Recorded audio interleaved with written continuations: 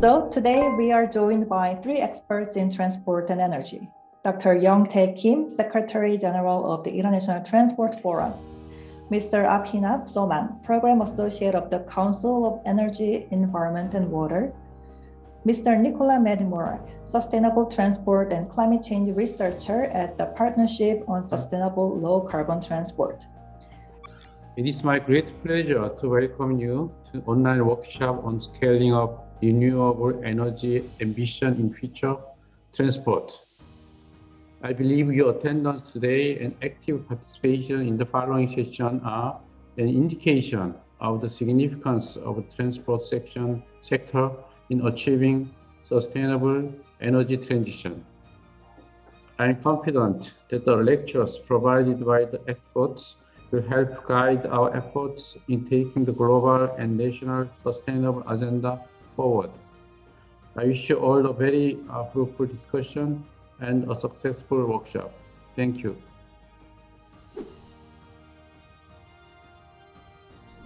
This is a very quick summary, simple summary of top 5 transport actions to take now and scale up research, production, and use of zero emission. I think you will be able to agree on this, and create conditions that encourage the maximum use of transport capacity, and set prices to encourage sustainable passenger mobility, freight transport, make low carbon transport the default for public sector decision making, and share knowledge about tested measures that reduce transport emissions.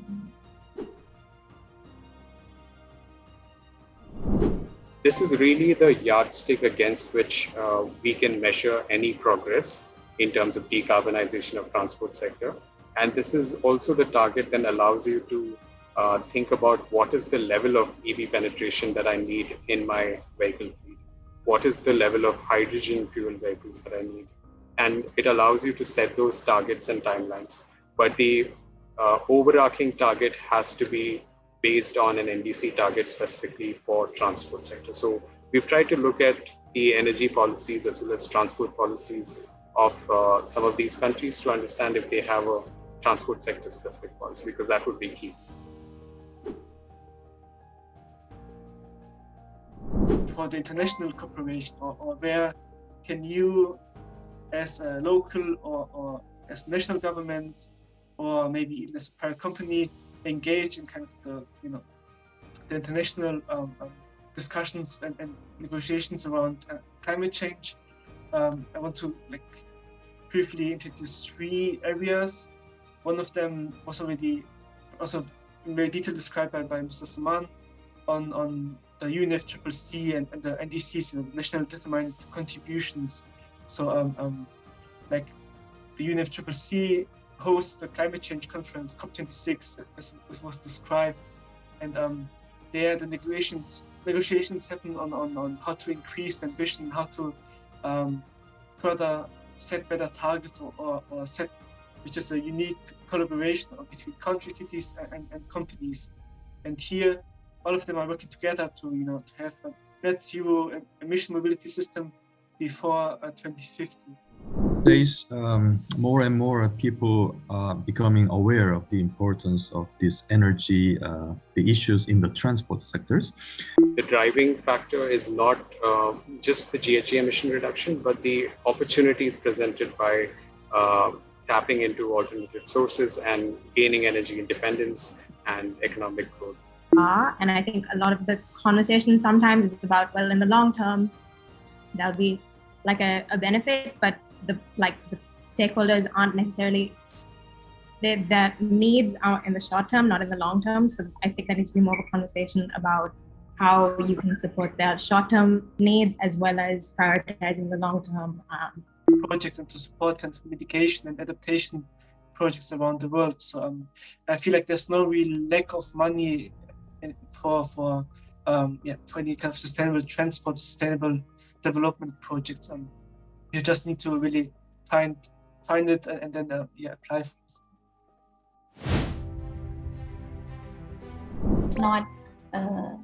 It's not allowed to buy the e-vehicle, especially the modern vehicle like hybrid sometimes, but because Cambodia import a second-hand vehicle, and I think what should we promote the public transportation that Cambodian people can engage with the government and engage to protect the environment in Cambodia. Right. First, there's a demand side, there's a supply side. So if in Cambodia, for example, Mongolian case, we don't have a motorcycle manufacturers in the country, right? So we have to rely on this kind of technology from the overseas. So what we can do is, if we had a manufacturer, then what we can do is first we try to reduce the cost, so make it affordable for customers to buy those electric vehicles. Since we don't have any manufacturer, then our focus is more on demand side. So first thing Mongolia introduced is that we turned off the duty free of those electric vehicles into the country. So basically the vehicles, when they are imported, there's a special duty tax for them, 15 to 20%. So if you buy electric vehicles, then it's no tax for this or that. How COVID would impact like developing public transport. I was wondering if you had any idea how, like, I guess since there's like a increased need for people to not be in close proximity to each other, how that might impact carpooling or pollution they create. The drivers and operators still want to use this all jeepneys because it became a cultural symbol. But for the sake of sustainability, the government has launched the e-jeepney. They are expensive because they are imported.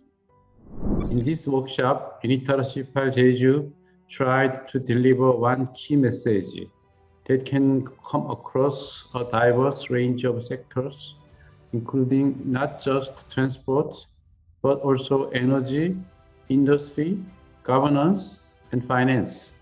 It is that the means to achieve sustainable energy transition and make the transport system greener are already available. It's easy to feel powerless in the face of a problem as big as energy transition, but you are not powerless. And you do not have to be a politician or a philanthropist to make a difference. You have influence as a citizen, a consumer, and an employee or employer.